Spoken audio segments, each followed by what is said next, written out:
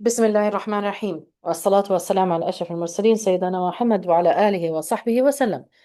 Today we're going to continue inshallah ta'ala with our book المنير book في التجويد المنير في التجويد, and we're going to talk today about something related to the speed of the recitation.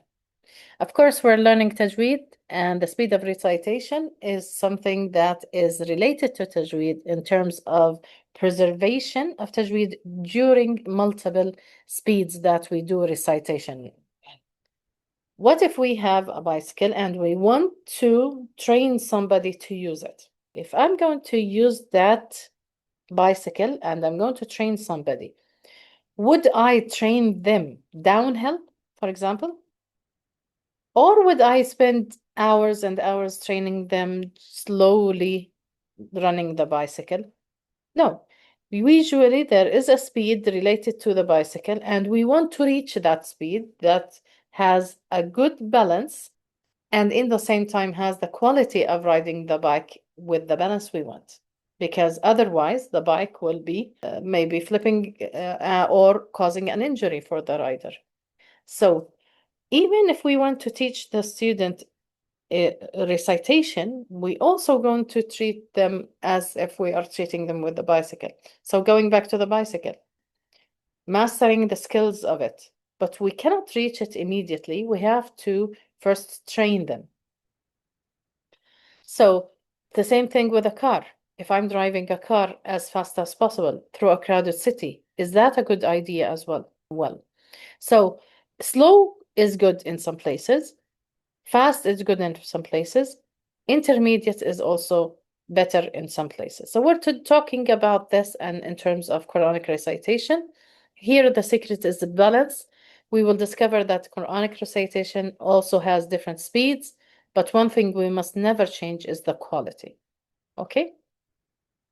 So we have multiple speeds of recitation. We have a At-Taḥqīq that's a bit slow, and we have Tadwīr, that's a medium recitation, and Hadr is a fast recitation. Can we just generally ask, is any one of them good? Or can we describe anyone as bad of these recitations? No. It might be you might be thinking that the best reciter always is the slowest reciter. Or you might be thinking, okay, maybe the one with the fastest recitation is the best. But by the end of today's lesson, you may completely change your mind about the speed once you understand which speed is used for what. Okay? So, if our three students are reciting for a competition, for example, Ahmed recites very slowly, Fatima recites in a medium speed, and Yusuf recites at a quite fast speed. Which one is correct? Maybe somebody will choose Ahmed. Or somebody, what if Ahmed is producing mistakes while he's doing recitation? What if Yusuf, while reciting quickly, also is doing it perfectly? Then which one is better? So could the speed alone decide who is better?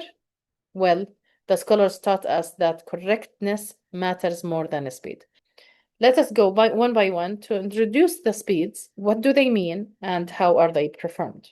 Okay. So speed number one, it's called Taḥqīq, and it is usually means having slow and precise recitation. So it's a slow recitation. Okay, this is the first word in the term. So it is a slow recitation, preserving the highest level of mastery, meaning the quality of the words are kept of the highest quality. Why the highest quality? Because in these cases, we are reciting at a level that is so slow that any deficiency or any problem with the recitation of the letters will appear because the slow recitation is very clear. Okay, so this is a learning speed. When do we use this? Usually this is when we are teaching students and they are learning how to do itqan, do the letters correctly. Maybe they could be children who are training to recite in Arabic when they were not, it was not their native language. Maybe it's for elderlies that we are correcting their recitation. Maybe we were teaching itqan, we are demonstrating the sounds, the very, very fine sounds of the recitation. So let's go back to the example we said when the child is learning to ride a bicycle. We definitely would not race him downhill on the first day. So why not? Because mastery comes before speed, and we need to train that child to ride that bicycle before performing the running with a bicycle freely on a street, for example, or on a, let's say, a safe place. Okay, so keep the child safe as well. Okay, so mastery becomes more important before going into the speeds of recitation. So تحقيق means reciting slowly while giving every letter its rights. Okay, so it comes from the Arabic word ḥaqqaqa الشيء, means knowing something definitely. So he knows it precisely. Here the meaning here is to recite slowly but surely, giving full rights without increasing or decreasing. Okay, and some people define it as giving each letter its full rights, such as lengthening a mad if it is a letter that should be lengthened, perfecting long vowels with tamkeen, pronouncing full hamzas, stressing syllables with shadda, and merging the idgham, and lowering the tongue with sufficient mouth opening if we're talking about fatih, and giving the alif the correct sound without shifting to another sound as imala, and refining the short vowels, which are harakas, and doing sukoon correctly when it's there.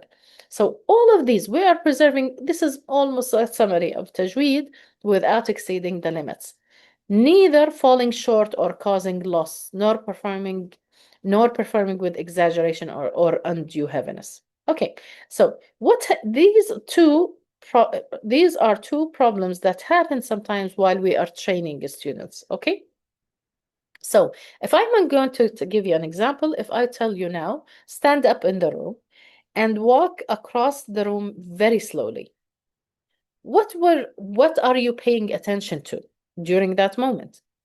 Definitely, you will be looking at your balance, you will be conscious about where you're placing your foot, and you are very aware of the direction you're going.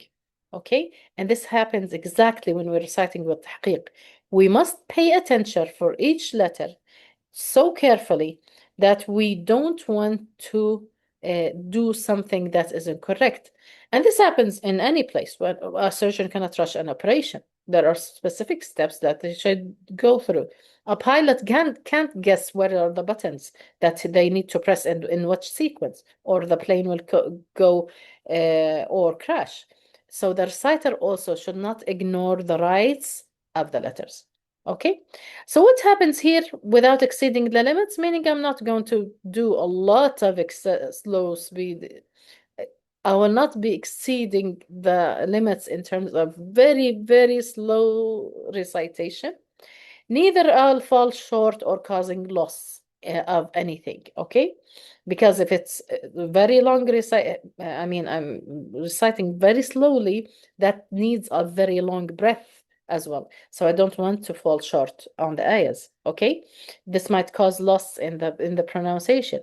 Also, I don't want to exaggerate. I don't want to put undue heaviness. This happens many times when students are training, especially on letters they don't know how to recite perfectly. While doing the exercise in the beginning, they will precise them with exaggeration or heaviness, but slowly this heaviness will go in the recitation very well, and then they will be trained on the correct. So this is the importance of doing this in front of a sheikh. So it's not doing these recitations without a sheikh hearing you and correcting you. Okay? Okay, so this sheikh is the Tablawi, Mahmoud al-Tablawi, one of the reciters I really admire, and I was raised hearing his voice. So listen to how he recites very slowly, and listen how you can recognize each letter while he's reciting.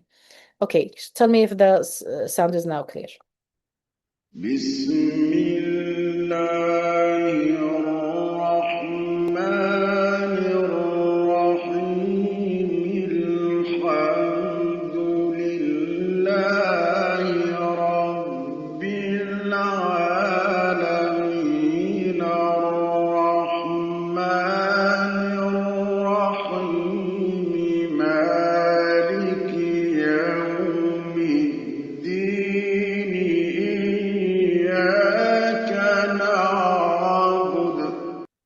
So we noticed that he is reciting in a way that is totally clear. Each letter, you can even count the letters while he is doing the recitation. His recitation is very clear and there is no exaggeration in it. Okay? So this is what we're talking about, having the recitation slow, steady, and without neither falling short. Okay? His voice, his breath was so long that he completed many ayahs together. And there is no loss of the pronunciation of the letters, nor exaggeration. And so tahqiq is achieved by continuously training. So it is important. You cannot reach that level of clarity in the letters and the ability to produce this amount of recitation unless you have trained so many times and with your sheikh for long times. And this is why you have taken the Itqan course, for example. The Itqan course, you learned how to do that very slowly and correcting each sound on its own. So each letter is giving it right, and this is where the sheikh will teach you, or the sheikha, and making sure that it has a limit. You should not be breached. It should not be excessive, and it should be correct. And Adani said, as for what some foolish people do, sometimes when they are doing this type of recitation, trying to glorify themselves or try to show themselves in a way, they do excessive lengthening of some letters, especially on the mad. They want to produce this image that they know how to recite and their voice might be beautiful. They do excessive lengthening. This is another mistake what the students do when they are doing this type of recitation. Because what happens is, you think you're going slowly, you might give a letter that has arkhawa sometime less than a letter that has tawassut, and that's wrong. The letter that has rakhawa, you should hear it longer than the letter that has tawassut. Tawassut is longer than the one that has shidda. So it's important to preserve the length of each letter while reciting. You don't give letters length other than what they have in balance with the speed of recitation and in balance with other letters that are around it. Okay? And unjustly separating them. Also, we don't want to do sakit in between them. Notice how the tilawa is totally smooth. There is no separating between the words. There are no extra pauses. There is no exaggeration in the harakat. This is another problem that students go through when they are doing the recitation. They don't notice that their harakat became long as if it is a harf mad. So we don't want to exaggerate harakat. This is another problem that students go through when trying to do the tahqiq. And or hideous pronunciations or erroneous methodologies. He insists on using the correct methodology when you are reciting. This is indeed beyond the confines of the teaching of our imams. So this exaggeration, this type of recitation that has exaggeration, has pronunciations that are wrong, using incorrect techniques in the pronunciation, trying to make the recitation feel important. Some imams will do something incorrectly, and that is not in our type of recitation that our imams and our shuyukh allows us to do. Okay? And it has been done in the majority of the ummah since the time of the Prophet, is preserving the letters correctly, even we're doing tahqiq. Okay, so once more, he is telling us what are the problems that some students do. Okay, now we're moving to another speed, and it's called al-Ḥadr. Okay, so what about al-Ḥadr? Al-Ḥadr is having the recitation fast, and actually very fast. Okay, without disturbing the letters and their articulation points or their characteristics. We have to preserve the letters. So now let's imagine something.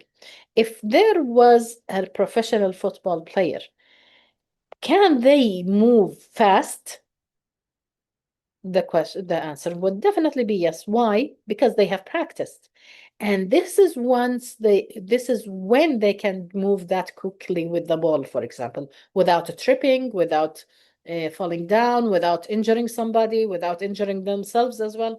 So this recitation of Hadr is similar to that athlete that does not go into those high speeds unless he has been well trained. Okay, so for the beginners, slowly, we begin with beginners slowly because they are learning. But once they become expert, they can move it quickly because they have mastered the basics. Okay, okay. So al-Hadr is reciting quickly and correctly. So by the way, it is harder than the recitation with Taḥqīq. Hadr in fast recitation without losing the quality might be harder for students, and I have seen إجازة students, they would recite beautifully in تحقيق. Once you tell her go to Hadr, she begins tripping. Okay, so what is Hadr in linguistics? Much more, we love the Arabic, going back to the Arabic original word. So it's Hadr from Hudur, and it's going down fast, and usually it's descending from a high to low. Okay, this was when you speed up very much when you're walking. So this is comes, so there is a fast movement going from high to low. So here in our recitation, we're talking about reciting at the speed. We should keep the speed and the mastery of Tajwīd rules, okay? They should run parallel to each other and without any loss of disruption or either of them. So here, once more, notice that at each speed, we're telling what are the mistakes of the students, what are they going through. Now here in Hadr, the problem with this, that you should master the Tajwīd rules and should not cause any loss or disruption. And this happens many times. Not only Tajwīd, sometimes even letters, sometimes words. They miss words when they are doing Hadr. And Hadr, usually I find that even with Ijazah students, they not only lose the hukum, they might sometimes shift some letters or miss some letters, or might even, when they're running very quickly with the recitation, they might be doing incorrect harakas. Sometimes they miss a shadda, they miss a mad, they miss many things. And usually I find that those doing Hadr, if the surah, they haven't got used to it and they haven't memorized it before, Hadr becomes difficult for them.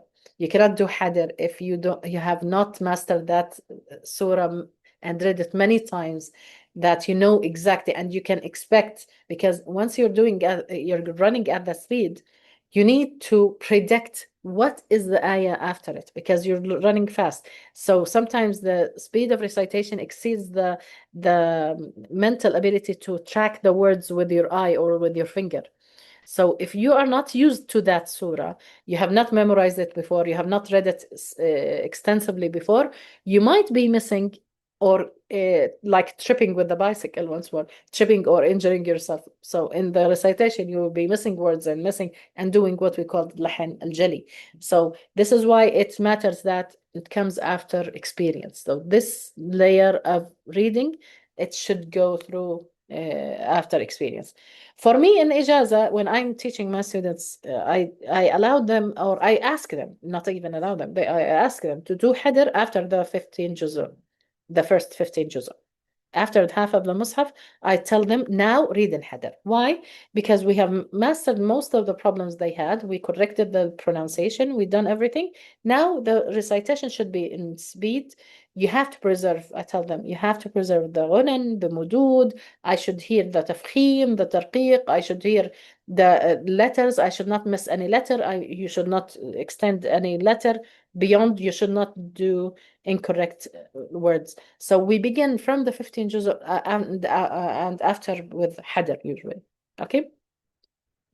Now, an important point here also is that some students think that when we're reading Hadr, that means we should read the mad arid al-sukun by 2. It's something you will learn later. But if you're a teacher hearing me now, it doesn't mean that you're reading with Hadr that you have to preserve that arid al-sukun should be 2 haraka. You can recite with 4 or 6 as arid al-sukun. But what we're used to, those teaching or reading in Hadr, they usually choose the 2 because the mad arid al-sukun of 2 makes them faster. Who uses this type? For us to understand, who uses this type of recitation?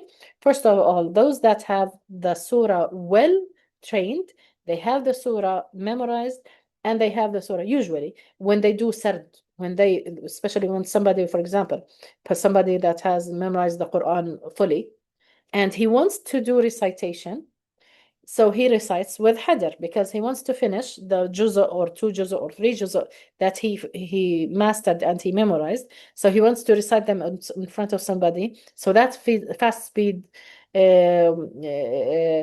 occurs, for example, in the campaigns where people sit down and recite everything they know in one visit. So they begin with the hadr. Okay, so this speed is beautiful for those that have mastered the surah. They know the surah by heart or by vision. Yani if they have trained on how to recite that surah and they have gone through it many times, they can do hadr with it without losing the tajweed. Okay, let us now share the Sheikh doing that type of recitation. So the sound will be easier for you to, okay, I'm going to share the sound. Okay, and we're going now to Sheikh Maher Alwan. Okay. But notice the letters and notice. أعوذ بالله من الشيطان الرجيم بسم الله الرحمن الرحيم الحمد لله رب العالمين الرحمن الرحيم مالك يوم الدين إياك نعبد وإياك نستعين اهدنا الصراط المستقيم صراط الذين أنعمت عليهم غير المغضوب عليهم ولا الضالين. Okay, let's just go back a little bit. Okay, notice that one of the benefits of hadr, and I find that very useful with the students, is noticing the harakah of the last ayah. Because when you're reciting with hadr, with one breath, you can go through a lot of ayahs, okay? So it is important when students are reading with hadr that you notice, usually in our regular recitation, we stop at the end of the ayah, and that's the sunnah, especially when we're reciting for learning. But once you go with hadr, you are joining letters together and you're joining ayahs together. So that means you're going to read, maybe for the first time, you're going to join this ayah with the second one. So you will notice that al-Rahimi has a kasra. So one very, very important skill when you're hearing your students recite with hadr, after finishing khata al-jali and after finishing the khata al-khafi, notice that they're going to use a long breath once more. But this time it's for the reason that we are wanting to join many ayahs. You're going to notice the harakah of each ayah, and you're also going to notice if there is a hukum between two ayahs. Okay, here we don't have any hukum, but suppose we go to this page. Maybe when we say عذاب عظيم ومن الناس. Okay, if I want to recite it, وَلَهُمْ عَذَابٌ عَظِيمٌ وَمِنَ النَّاسِ مَنْ يَقُولُ. So there is a hukum here. We also need to preserve it. Sometimes the hukum is an alif, okay, that has to be mad because the first of the ayah, the ayah after it has a hams. So we need to do mad, okay, mad al-munfasal. So make sure when the students is dealing with hadr, they have known that they are joining ayahs, and joining ayahs means preserving the harakah and preserving the hukum if there is a hukum in between ayahs. Okay? So, a second, the most difficult thing that I find with my students when they are doing hadr is that doing the tafkhim and tarqiq. Shifting from مفخم مرقق, they find some difficulty. But once they grasp it, once I send them back to the slow recitation, perfect the words in terms of tafkhim and tarqiq, then let them once more recite with hadr, they begin to understand how I should hear the letter that is مرقق and مفخم differently. For example, if I want to recite the الذين يؤمنون بالغيب ويقيمون الصلاة ومما رزقناهم ينفقون, okay, you haven't noticed a big difference between the مفخم and مرقق. But if I'm going to recite الذين يؤمنون بالغيب ويقيمون الصلاة ومما رزقناهم ينفقون, so I have to hear a clear difference. This is for إجازة students. When they recite, they have to recite with a clear difference between the voice of حرف مفخم and حرف مرقق. Let's hear him here. الرحمن الرحيم ألف لام ميم ذلك الكتاب لا ريب فيه هدى للمتقين الذين يؤمنون بالغيب ويقيمون الصلاة ومما رزقناهم ينفقون. والذين يؤمنون بما أنزل إليك وما أنزل من قبلك وبالآخرة هم يوقنون أولئك على هدى من ربهم وأولئك هم المفلحون. Okay, you notice the difference between مفخم and مرقق. Okay, and تدوير is in between. It is the recitation between حدر and تحقيق. It happens usually when people are reciting in Salah, they know the surahs, they go slowly. This is the one mostly used by shuyukh, and we're going to just listen to this shaykh here and listen to him. قال قد أوتيت سؤلك يا موسى ولقد مننا عليك مرة أخرى إذ أوحينا إلى أمك ما يوحى أن اقذفيه في التابوت فاقذفيه في اليم فليلقه اليم بالساحل يأخذه عدو لي وعدو له. Okay. This is also the type of recitation that Sheikh Ayman Swed recites by. By the way, this is the Qira'ah Manhajiyya. This is his new recording. Okay, this is Dr. Ayman Swed, and he has recorded a new recitation. This is his new recitation. Okay, you can. I'll try to put the link for this mushaf, this list of his mushaf. He is reciting with Tadwīr. Listen to his recitation without any tone. Here is not using any tone. He is doing monotone recitation, but notice once more the difference between حرف المرقق and مفخم during the recitation. بالله من الشيطان الرجيم. It's very heavy. Okay. بسم الله الرحمن الرحيم. ألف لام ميم. Here, notice that alif. So he stopped. He elongated the fa because it is رخو. ذلك الكتاب لا ريب فيه هدى للمتقين. Now, if I want to hear this recitation with hadr, what do? I go here and hear it.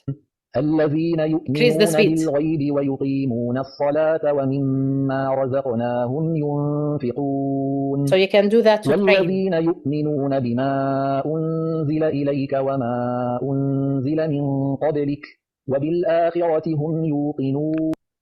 Here I'm going to let you notice that unzila, the zain, the safir of the zain was not clear. This is because the problem of reciting on recording. Sometimes the sin and sad don't appear when it's recorded. Okay, so this is tadwir. Okay, let's go back to our share and go back to our book with the final notice. We're talking about now. We're talking about something called al-tilawa, al-tartil. Okay. So there is something called tartil. What is tartil? It doesn't describe a speed. It describes the easy flow of the words during a recitation. And this cannot happen unless the reciter is somebody that is professional in his recitation. So tartil could be with tahqiq, could be tadwir, with hadr. This one is the recitation flows very smoothly. So it flows very smoothly from the mouth of the reciter. Okay? He is reciting, and no matter which speed it happens, he does not.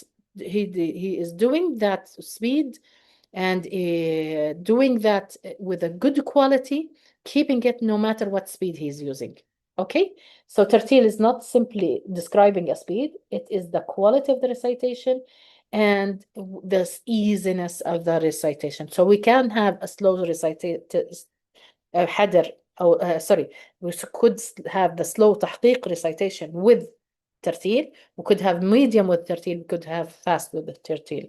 So it's a good recitation, easiness of recitation. So it is important that Imagine someone who writes you a beautiful letter. They worked hard on every word. Would you want someone to read it carelessly?